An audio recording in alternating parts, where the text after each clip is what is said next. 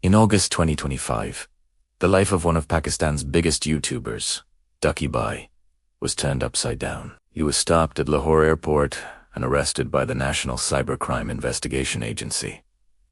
The charge: promoting illegal online gambling apps, which allegedly caused huge financial losses to thousands of his followers. It was a massive scandal. His devices were seized, his accounts were frozen, and his face was plastered across every news channel. But just when everyone thought this was an open and shut case, the story took a shocking twist. As the investigation unfolded, the very officers from the NCCIA who arrested him were themselves accused of corruption and bribery. Some of them resigned, while others were taken into custody for allegedly accepting millions in illegal payments. Suddenly, the people who were supposed to be the investigators became the accused. The lines got blurry, and everything we thought we knew was thrown into question. Inside the detention center, Ducky Bhai claimed he went through a nightmare. He alleged that he was physically and verbally abused, threatened, and pressured to do things against his will. He even said his cryptocurrency funds were forcefully liquidated at a major loss, and that there were attempts to move his money into private accounts. It sounded like something out of a movie,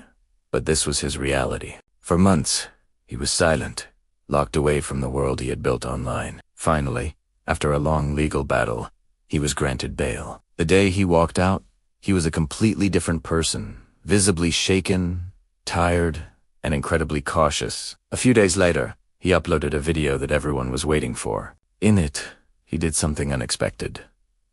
He apologized. He said if any of his content had harmed anyone, he was genuinely sorry. But he didn't stop there. He spoke openly about the abuse he faced, the corruption he witnessed, and how his LEA creator's entire life can be destroyed.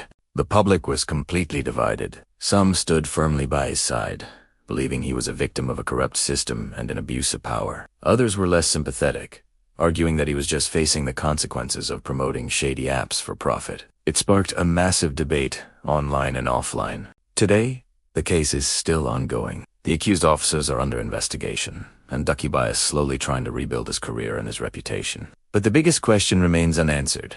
Was he a guilty party who got caught, or was he a pawn in a much larger game of corruption and power? What do you think happened? The full truth is yet to come out, and we'll be watching closely. Thanks for watching.